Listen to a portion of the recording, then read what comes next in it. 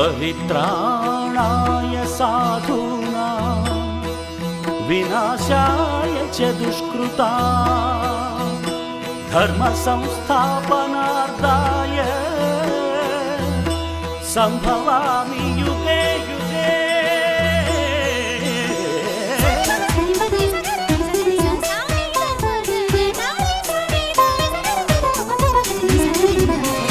உலகினில் மனிதன் வாழும் வரை ஒவ்வொரு நாளும் தர்மயுத்தம் சுற்றிடும் பூமி ஓயும் வரை ஓய்வின்றி நடந்திடும் தர்மயுத்தம்.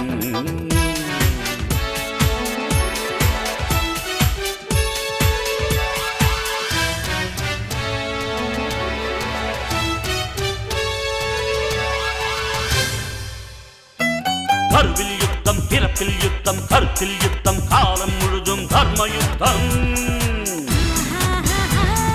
உழைப்பில் யுத்தம், பிழைப்பில் யுத்தம், உயர்வில் யுத்தம், உலகில் என்றும் தர்மயுத்தம். ஒரு துளி மழையில் கடலின் தொடக்கம், ஒரு பெண் நினைத்தால் எதுவும் நடக்கும் தர்மயுத்தம். ஆணை பெற்று எடுத்தாய் பெண்ணே, ஆதிசக்தி நீதான் பெண்ணே, தர்மயுத்தம். பஞ்சை போன்ற நெஞ்சிக்குள்ளே தீ எதற்கடா, கையில் ஏந்த பூக்கள் உண்டு கத்தி எதற்கடா, ரத்தம் சிந்தும் யுத்தம் இங்கே தேவையில்லையடா, நித்தம் ஜெயிக்கும் வாழ்க்கை மட்டும் நமக்கு வேண்டுமடா. போராட்டம் இல்லாமல் வரலாறு கிடையாது, தலைக்கற்கள் நீ தாண்டி நடைபோடு, சொர்க்கம் உன் பக்கத்தில் நித்தம் செய் தர்மயுத்தம்.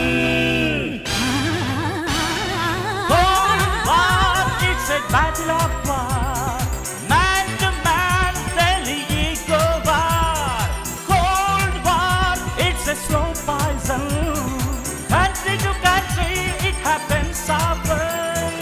ஒரு முறை உலகில் உந்தன் பிறப்பு, உனக்குள் இங்கே அச்சமெதற்கு, வீரம் வேண்டும்.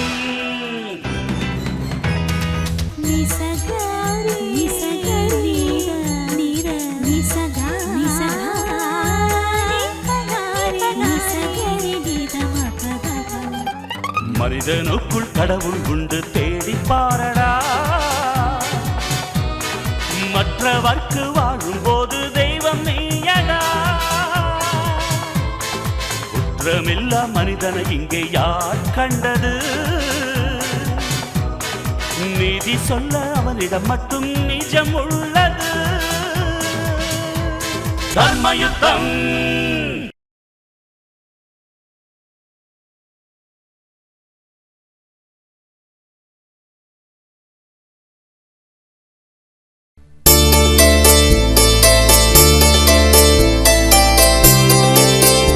அடடா, நானே கேட்கணும்னு நினைச்சேன், நீயே கொண்டு வந்த. ஒரு பொண்ணுன்னா இப்படிதான் மனசறிஞ்சு நடந்துக்கணும். வீட்டை சுத்தமா அழகா வச்சிருக்க, நல்ல சமைக்கிற, மற்றவங்க மனசறிஞ்சு நடந்துக்கிற, நல்ல பாடுற, உன்னை மனைவியை அடைய போறவரு ரொம்ப கொடுத்து வச்சிருக்கணும்.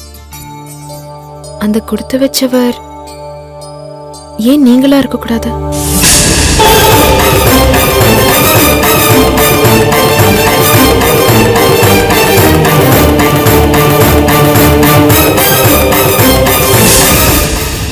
உன் மனசுல இப்படி ஒரு எண்ணமா? ஏன் எனக்கு இப்படி ஒரு எண்ணம் வரக்கூடாதா?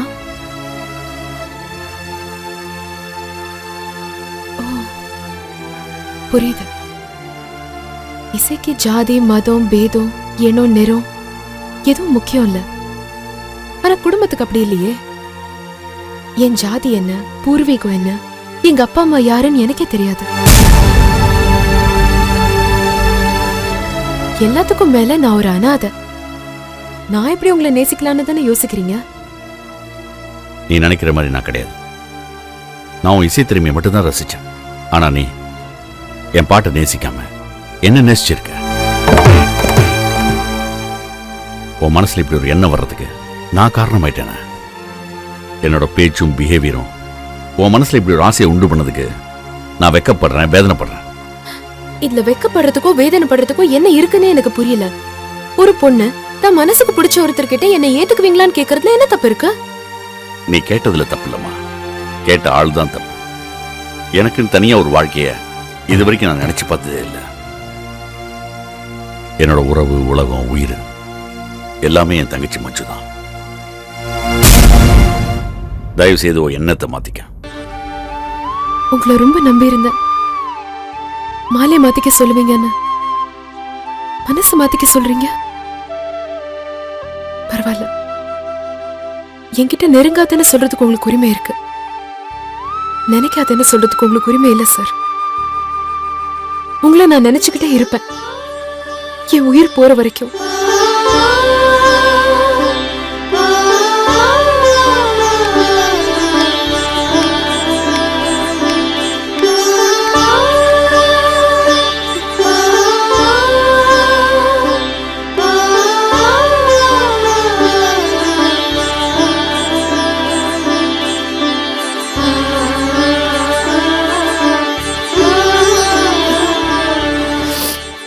உங்களுக்குள்ள இப்படி ஒரு விஷயம் நடந்தது வேற யாருக்கும் தெரியுமா?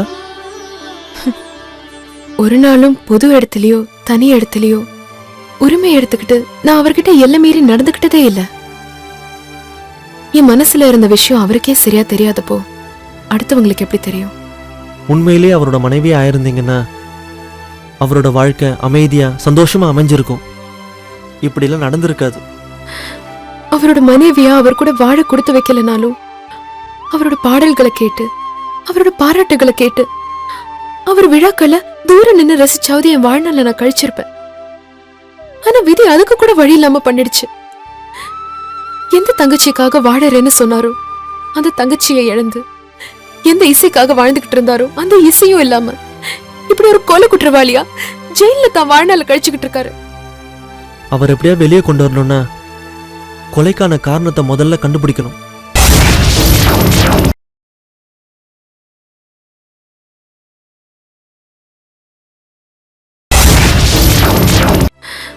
அவரோட மனைவியா அவர் கூட வாழ கொடுத்து வைக்கலனாலும் அவரோட பாடல்களை கேட்டு அவரோட பாராட்டுகளை கேட்டு அவர் விழாக்களை தூரம் நின்று ரசிச்சாவது என் வாழ்நாள நான் கழிச்சிருப்பேன்.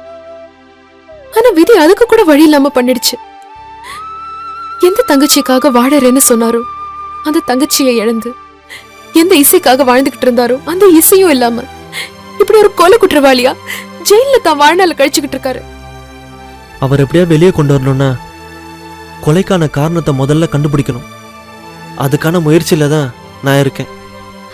அவர் விடுதலையாகி வெளியில வராருனா அவருக்காக உண்மையாவே சந்தோஷப்படுற ஒரே ஜீவன் நானா தான் இருப்பேன். நிச்சயமா நீங்க சந்தோஷப்படுற நாள் கூடி சீக்கிரம் வரத்தான் போகுது. அவர் விடுதலைக்காக என் சொத்து முழுக்க செலவழிக்க வேண்டி இருந்தாலும் பரவாயில்ல, என்னால முடிஞ்ச எல்லா உதவியும் பண்றதுக்கு நான் தயாரா இருக்கேன். பணம் தேவைக்கு அதிகமாவே இருக்கு. நிச்சயமா அவருக்கு விடுதலை கிடைக்கும். எனக்கு அந்த நம்பிக்கை இருக்கு. உங்களை மாதிரியே நல்லது நடக்கும்ன்ற நம்பிக்கை எனக்கும் இருக்கு. நம்புங்க, நம்பிக்கை தான் வாழ்க்கை. நான் வரேன். போயிட்டு வாங்க.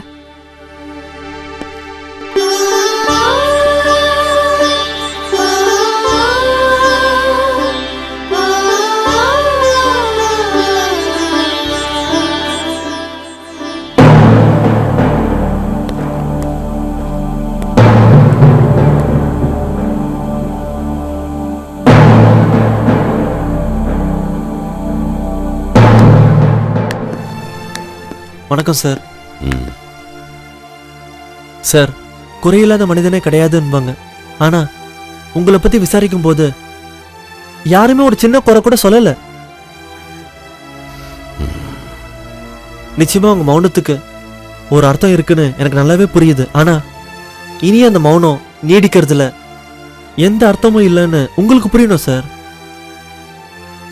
ரகுராமனை சுட்டு கொன்னதுக்கு அவரோட திடீர் வளர்ச்சியை உங்களால தாங்கிக்க முடியாததுதான் காரணம்னு எல்லாருமே சொல்றாங்க.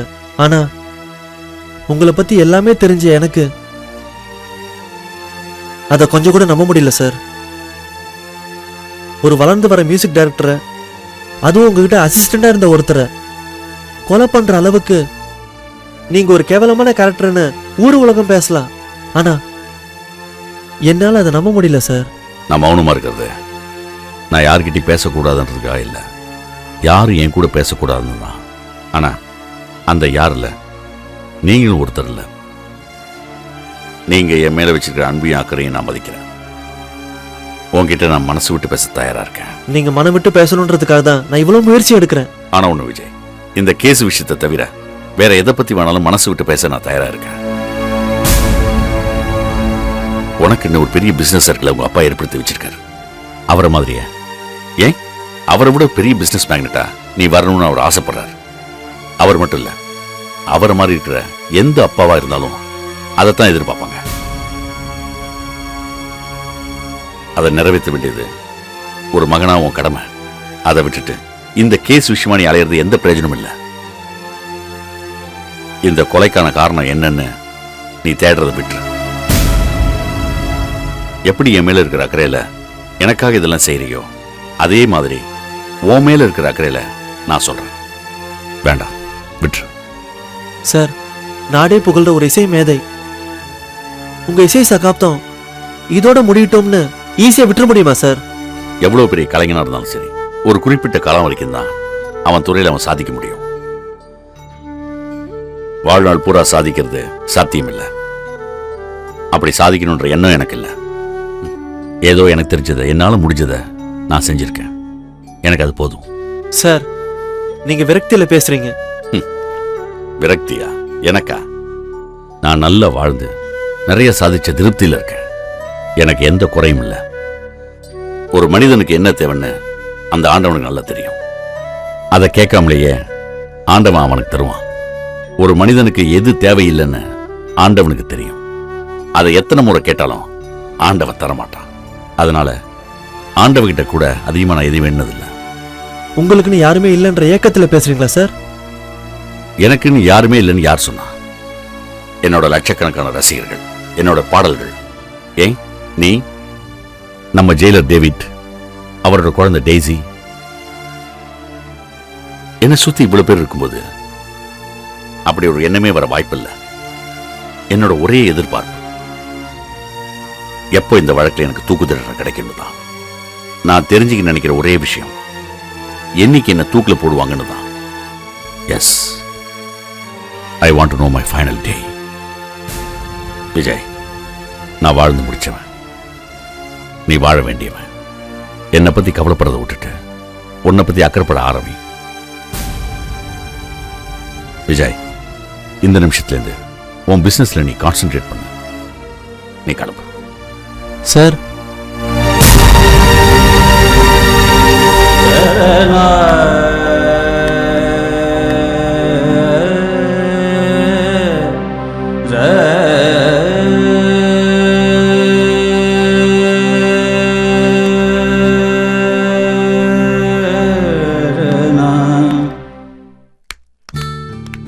மேடம், காலையில பேப்பர் படிச்சீங்களா?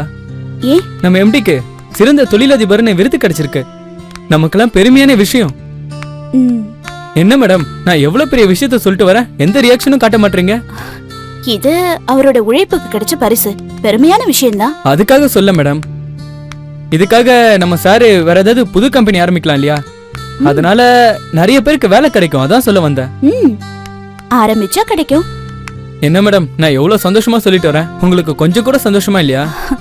அப்படி இல்ல, வேற ஏதோ யோசனை. நம்ம ஆபீஸ் விஷயமா மேடம்? இல்ல, பர்சனல் விஷயம். அப்புறமா பேசுறேன்.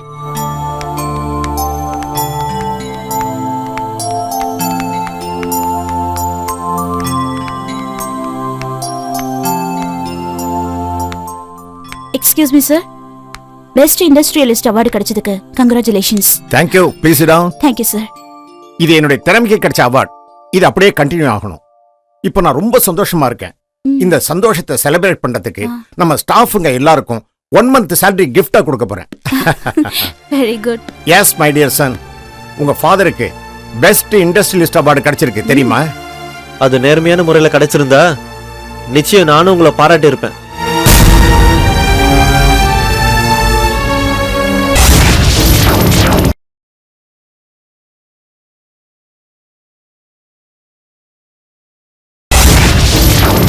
Yes, my dear son. உங்க ஃபாதருக்கு பெஸ்ட் இண்டஸ்ட்ரியலிஸ்ட் அவார்டு கிடைச்சிருக்கு தெரியுமா? அது நேர்மையான முறையில் கிடைச்சிருந்தா நிச்சயம் நானும் உங்களை பாராட்டி இருப்பேன்.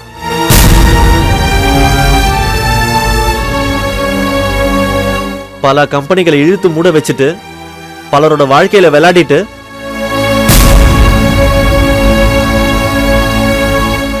அதன் மூலமா கிடைச்ச விருத பெருசா நினைச்சேன். என்னை விட ஒரு முட்டாள் யாருமே இல்ல. எப்பதான்டா என்ன நீ புரிஞ்சுக்க போற? இந்த கம்பெனி நிர்வாகத்தை எப்ப ஏத்து நடத்த போற? டேய், இந்த உலகம் உள்ள வரைக்கும் இந்த கம்பெனி இருக்கணும், நம்பர் 1 இருக்கணும்டா. அதான் என் லட்சியம். அது உங்க லட்சியம், என் லட்சியம் கிடையாது. என்னை பொறுத்த வரைக்கும் நாம வாழ்றதுக்காக, நம்ம சந்தோஷத்துக்காக அடுத்தவங்க வாழ்க்கையை அழிக்கவும் கூடாது, கெடுக்கவும் கூடாது. உங்களுக்கெல்லாம் சொன்னா புரியாது டாட். என்னோட லைஃப் எப்படி பிளான் பண்ணணும்னு நான் டிசைட் பண்ணிட்டேன். நான் வரேன்.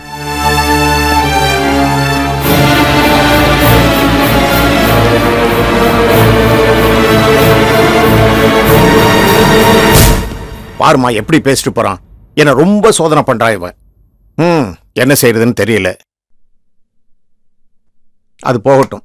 நாளைக்கு ஹைகோர்ட்ல ஹார்பர் கேஸோட ஜட்ஜ்மெண்ட் ஃபேவரபிளா இருக்கும்ல?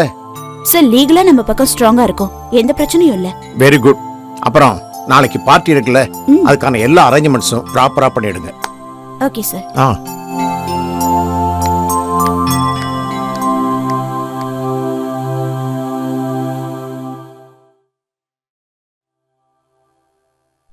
பணம் பணம் பணம். ஷேகர் லைஃப்ல பணத்தை தவிர வேற எதுவுமே இல்லையா? பணம் இல்லாட்டி நீ, நான், இந்த உலகம் எதுவுமே இல்ல. மனுஷன் பிறக்கிறதுல இருந்து சாகுற வரைக்கும் பணம் தேவை. ஏன் நிக்கிற இந்த இடம், போட்டிருக்க துணி, சாப்பிட்ற சாப்பாடு, சுவாசிக்கிற காத்து, எல்லாத்துக்கும் ஒரு விலை இருக்கு. இந்த உலகத்துல இலவசம் எதுவுமே கிடையாது. படைச்ச சாமிக்கே குடியிருக்க கோயில் கட்டணும்னா அதுக்கு கூட பணம் வேணும். கும்பாபிஷேகம் பண்ண பணம் வேணும், அன்னதானம் பண்ண பணம் வேணும், அபிஷேகம் பண்ண கூட பணம் வேணும். ஏன் கோயில் இருக்கார பூசாரி அவருக்கு சம்பளம் கொடுக்க கூட பணம் வேணும். சிலை இல்லாத கோவில் இருக்கு, ஆனா உண்டியல் இல்லாத கோயில் இருக்கா? சர்ச்சில் தொடங்கி மசூதி வரைக்கும் எல்லா கோயிலையும் உண்டியல் இருக்கு. சாமிக்கே பணம் தேவைப்படும் போது சாதாரண மனுஷன் எனக்கு பணம் தேவைப்படாதா? பிறக்கிற குழந்தையில இருந்து புதைக்கிற பணம் வரைக்கும் பணம் வேணும். காசு இல்லாம பிறக்கவும் கூடாது, காசு இல்லாம சாவும் கூடாது. காசு இல்லாம பிறந்தா அனாதை, காசு இல்லாம செத்தா அனாதை பணம். அடக்கம் பண்ண கூட ஆள் இல்லாம போயிடும். சுடுகாட்டுல பணத்தை எரிக்க கூட ஒரு கட்டணம் தெரியுமில? செத்தா நெத்தியில வைக்க கூட காசு வேணும். இன்னும் ஒரு படி மேல போய் சொல்றேன், நல்லா புரிஞ்சுக்க. இந்த உலகத்துல 3 பேருக்கு தான் ஈஸ்வரங்கிற பட்டம் இருக்கு. 1 சாட்சாத் ஈஸ்வரன், 2வது சனீஸ்வரன், 3 கோடி கோடியா பணம் வச்சிருக்கானே கோடீஸ்வரன். பணம் இருந்தா ஈஸ்வரன் பட்டம் கூட தானா வந்து சேரும். இதுதான் பணத்தோட வேல்யூ. அத பத்தி தெரிஞ்சுக்கிட்டு அப்புறமா பணத்தை பத்தி கேளு. பணம் முக்கியம் தான், ஒத்துக்கிறேன். அதை விட மனுஷங்க முக்கியம் இல்ல? எனக்கு பணம் தான் முக்கியம், மனுஷங்க முக்கியம் இல்ல. கையில இருந்த பணத்தை எல்லாம் செலவழிச்சு, நகையெல்லாம் வித்து செலவழிச்சு, இப்ப கடன் வாங்கியும் செலவழிச்சாச்சு. இனி அடுத்த நேரத்துக்கு என்ன பண்றதுன்னே தெரியாத நிலைமையில இருக்கும். புரியுதுல்ல? இங்க பார், அன்பை வச்சு அரிசி வாங்க முடியாது, கருணை வச்சு காய்கறி வாங்க முடியாது. தற்கொலை பண்ணிக்கிறது கூட விஷம் வாங்கணும்னா அது கூட பணம் வேணும். அந்த பணத்துக்கு ஒரு ஏற்பாடு பண்ணணும்னா பரத் ரஞ்சிதாவை போட்டோ எடுத்து காட்டி பைரவி மிரட்டி பணம் கேட்டேன். ஆனா பயந்து போய் பதுங்குற மாதிரி நடிச்சு போலீஸ்ல மாட்டி விட்டுட்டா. பணத்தை நேர் வழியில சம்பாதிக்க முடியாதா? பணத்தை நேர் வழியில சம்பாதிக்கிறதா? நீ எந்த நூற்றாண்டுல இருக்க? 30 வருஷம் உழைச்சாலும் 3 நேரம் முழுசா சாப்பிடாதவங்க இருக்கிற நாடு இது. குறுக்கோளில சம்பாதிக்கிறவன் 3 தலைமுறைக்கு சொத்து சேர்த்து வச்சிருக்கான். வருமானத்துக்கே வழி இல்லாதவனும் வருமான வரி கட்டாம ஏமாத்துறவனும் சேர்ந்து வாழ்ற நாடு இது. சாமானிய மனுஷன் வாழ்ற வாழ்க்கை சபிக்கப்பட்ட வாழ்க்கையா தான் இருக்கு. இப்ப நீயும் நானும் இருக்கிற நிலைமை நம்மளே விரும்பி ஏத்துக்கிட்ட நிலைமையா? இல்லையே. புலிவாலை பிடிச்ச கதை நம்ம கதை. வாழை பிடிச்சிட்டு இருக்க முடியாது, விடவும் முடியாது. விட்டா புலி நம்மள அடிச்சிரும். அதான் நம்ம நிலைமை. உன்னையும் என்னையும் இந்த உலகம் எப்படி பாக்குது? நீயே நினைச்சாலும் நேர்மையா வாழ முடியாது, நானே நினைச்சாலும் நல்லவனை வாழ முடியாது. ஒரு எல்லைக்கு மேல போயிட்டா திருந்தி வாழவே முடியாது. வாழ்க்கையை அதன் போக்குல வாழணும்னு முடிவு பண்ணிட்டேன். இப்ப நமக்கு தேவை பணம். அதுக்கு ஒரே வழி, மரத்தி ரஞ்சிதான் கடத்தி மறைச்சு வச்சுட்டு வைரவி மிரட்டி பணம் வாங்குறது தான். சேகர், நமக்கு பணம் தேவை உண்மைதான். அதுக்காக அவங்கள கடத்துறது எந்த விதத்திலயும் நியாயம் இல்ல. பணம் வேணும்னா நியாயம் தர்மம் இதெல்லாம் பார்க்கக்கூடாது. ஈஸியஸ்ட் வழி பணம் கிடைக்கணும்னா கடத்துற தவிர வேற வழி இல்லை. கடத்துவோம், மிரட்டுவோம், பணத்தை வாங்குவோம், அவ்வளோதான்.